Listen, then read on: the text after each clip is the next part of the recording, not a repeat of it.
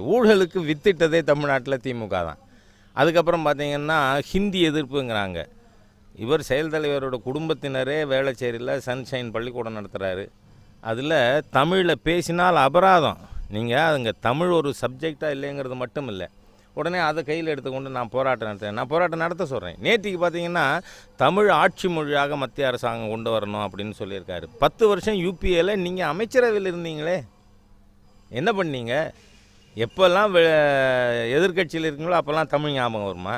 ஆகவே இவங்களுக்கு தமிழுங்கிறது, தமிழ் மீது இந்த திராவிட முன்னேற்ற கழகத்தினருக்கு பற்று என்பது கிடையாதுங்கிறேன்னா.